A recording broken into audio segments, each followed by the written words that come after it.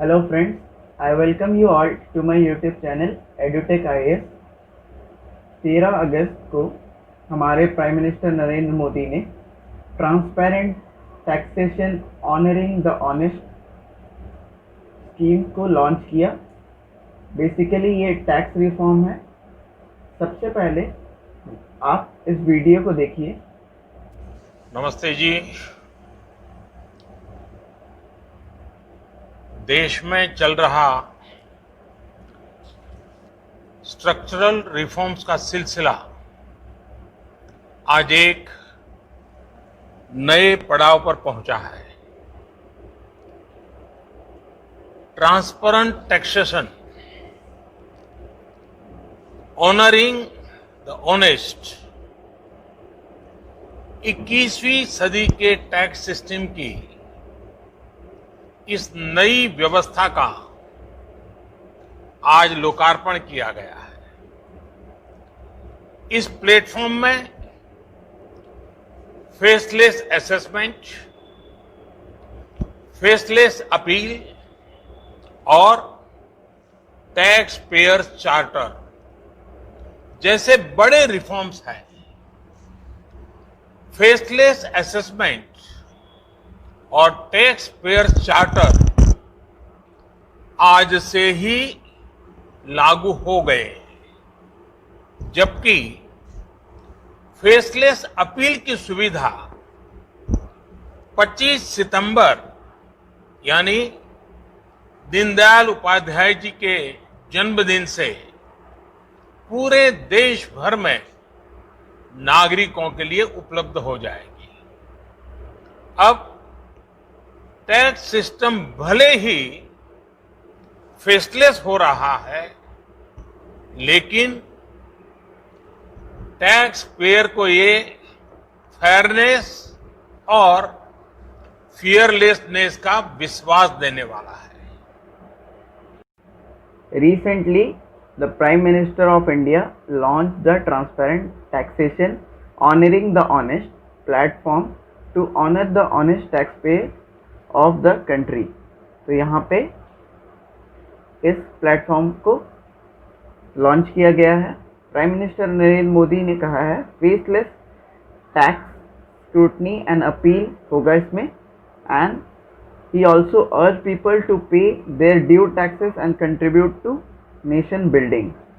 Modi said that the latest tax reform by his government are an effort to make tax system seamless, painless and faceless। तो ये tax system को seamless, painless और faceless बनाएगा। कैसे बनाएगा ये हम आगे वीडियो में चर्चा करेंगे। तो सबसे पहले देखते हैं इसके मेन फीचर्स के बारे में। इस स्कीम में 3 मेन फीचर हैं। There are 3 main features of this platform which are faceless assessment number 1, faceless appeal is number 2 and taxpayer charter is number 3। 3 main feature हैं जिनके बारे में हम डिटेल में बात करेंगे।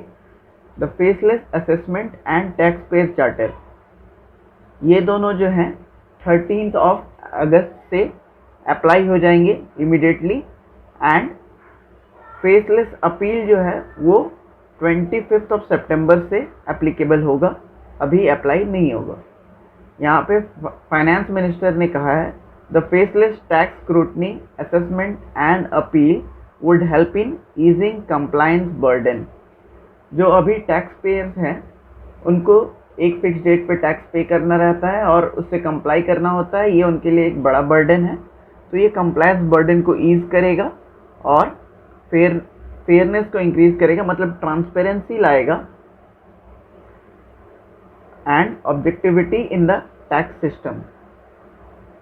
तो अब बात करते हैं फेसलेस असेसमेंट की, जो पहला फीचर था। तो फेसलेस असेसमेंट, जैसा आप वर्ड को 2 भाग में तोड़ लीजिए तो वर्ड से ही क्लियर है कि ये हम असेसमेंट करते हैं किसी भी चीज़ का, वो अब फेसलेस होगा। तो पहले क्या होता था कि जो टैक्स पेयर है उनको विजिट करना पड़ता था इनकम टैक्स ऑफिस या फिर ऑफिसर के पास जाकर विजिट करना पड़ता था।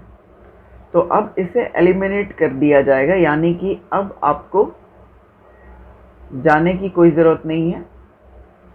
Human interface between the income tax department और any officer of income tax department and the tax payer वो ख़त्म हो जाएगा, उसको एलिमिनेट कर रहे हैं। इसका फ़ायदा क्या होगा? करप्शन रिड्यूस होगा। और भी फ़ायदे हैं इसके, जैसा कि ये पेनलेस बनाएगा, ज़्यादा एफर्ट नहीं लगाना पड़ेगा, मैं घर पे बैठे बैठे, ये फेसलेस रहेगा तो ऑनलाइन काम हो जाएगा हमारे लिए। There will be no need for the tax payer to visit the income tax office और ऑफिसर, मैंने बता दिया। The selection of taxpayer is possible through system using analytic and artificial intelligence. तो किस टैक्स पेयर का assessment करना है, ये यूजिंग एनालिटिक्स होगा या फिर आर्टिफिशियल इंटेलिजेंस का यूज़ किया जाएगा। ये रहा फेसलेस असेसमेंट। तो उसके बाद अब हम फीचर्स की बात करते हैं। तो इसमें फीचर्स को आपको ध्यान रखना है, मेंस के पर्सपेक्टिव से भी बहुत इंपॉर्टेंट है और प्रीलिम्स के पर्सपेक्टिव से भी इंपॉर्टेंट है। Selection of tax payer only through system using data analytics and AI, ये मैंने बता दिया, सेम है तो मैं इसको दोबारा नहीं बोल रहा हूँ। Abolition of territorial jurisdiction. Abolition of territorial jurisdiction का क्या मतलब है वो समझ लीजिए। जैसे फॉर एग्जांपल अगर मैं मुंबई में रहता हूँ, आई लिव इन मुंबई, और मेरा असेसमेंट कोई ऑफिसर कर रहा है वो दिल्ली का है।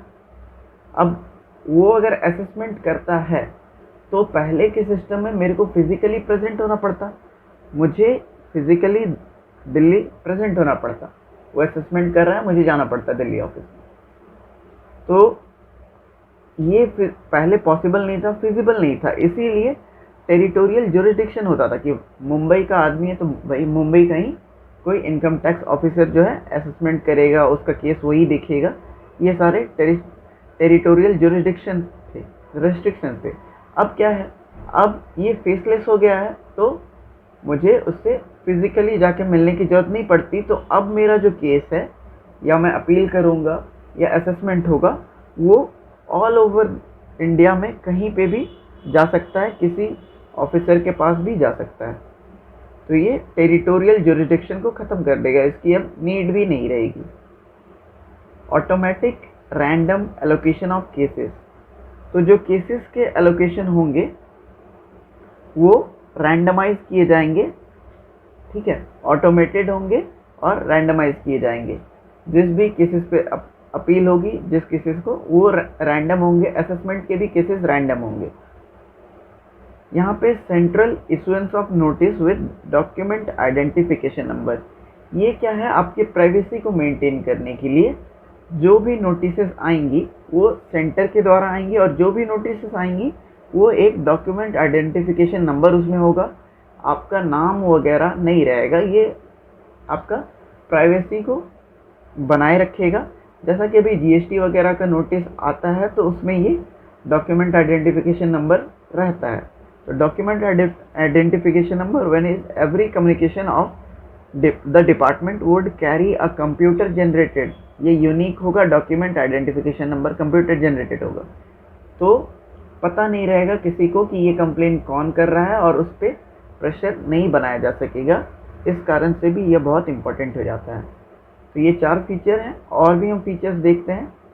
तो यहाँ पे नो फिजिकल, जैसा कि पहली बात कर चुका हूँ, नो फिजिकल इंटरफेस, इसकी कोई ज़रूरत नहीं होगी। No need to visit the income tax office. अच्छा, यहाँ पे जो असेसमेंट होगा वो टीम बेस्ड होगा।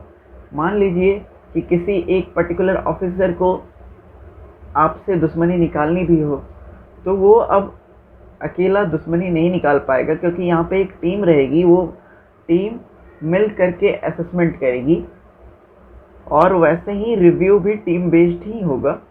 तो ये टैक्स पेयर के लिए अच्छी बात है, उस पर प्रेशर कम होगा और जो वर्क है वो भी एफिशिएंटली कंप्लीट होगा असेसमेंट का। Draft assessment order in one city, it will be issued in one city. जो असेसमेंट ऑर्डर होगा किसी एक सिटी में होगा, रिव्यू अनदर सिटी में होगा और फाइनलाइज थर्ड सिटी में होगा। ये भी इसीलिए इम्पॉर्टेंट है क्योंकि कई बार जो है income tax officer tax payer पे दबाव बना सकते हैं, क्योंकि वो पर्टिकुलर एरिया से बिलोंग करते हैं, वहाँ पे उनकी रीच होती है, तो वो आप पे प्रेशर बना सकते हैं। तो अब ये ड्राफ्ट असेसमेंट जो है ये एक सिटी में निकलेगा, रिव्यू दूसरे सिटी में होगा और फाइनलाइज थर्ड में होगा। तो फिर यहाँ पे टैक्स पेयर के लिए अच्छा हो जाता है, क्योंकि कोई एक बंदा जो है, कोई एक इनकम टैक्स डिपार्टमेंट का अगर आपके खिलाफ भी आपके पीछे पड़ गया है तो वो आपको डैमेज नहीं कर पाएगा। हाँ, इसके कुछ एक्सेप्शंस भी हैं, तो एक्सेप्शंस हम देख लेते हैं। सीरियस फ्रॉड के केस में ये सारे अप्लाई नहीं होते। मेजर टैक्स इवेशन किसी ने किया है, sensitive and search matter, international tax पे अभी भी वो फेसलेस नहीं हुआ है इंटरनेशनल टैक्स, ध्यान रखिएगा। ब्लैक मनी एक्ट में किसी को पकड़ा गया, बेनामी प्रॉपर्टी, ये सारे में ये अप्लाई नहीं होंगे नए जो प्लेटफॉर्म पे रूल्स हैं। अब ये एक बार टैक्स पेयर चार्टर को आप बस एक बार देख लीजिए, इसमें है क्या।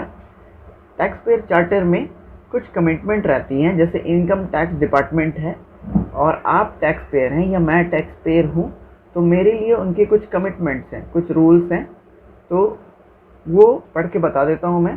Provide fair, courteous and reasonable treatment, ये गाइडलाइंस हैं कि ऐसा होना चाहिए, इनकम टैक्स डिपार्टमेंट को ऐसा बिहेव करना चाहिए, टैक्स पेयर के प्रति ऐसे कमिटमेंट होना चाहिए।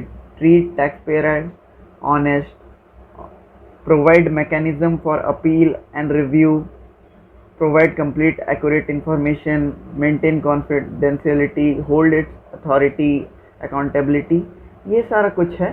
तो ये जो भी ऑफिसर होंगे उनके लिए है कमिटमेंट। ये आपके मेंस पर्सपेक्टिव से इम्पॉर्टेंट हो जाता है, आप याद कर सकते हैं इसको। और भी देख लीजिए यहाँ पे commitment, there are various other commitment. Correct amount of tax, सही अमाउंट ऑफ टैक्स लिया जाए, न ज़्यादा न कम। Reduce cost compliance, provide fair and just system, all this are commitment of income tax department to the tax pay. यहाँ पे tax payer से भी कुछ एक्सपेक्ट किया जाता है और वो भी इस चार्टर में मेंशन है कि एक टैक्स पेयर कैसा होना चाहिए। He should be honest and compliant, be informed, उसे पता होना चाहिए, aware of various laws, okay, keep accurate records, taxpayer is expected to keep accurate record as per required by the law, respond in time, ये सारा, pay in time। तो ये habit inculcate करने चाहिए एक अच्छे टैक्स पेयर को। Thank you for watching the video.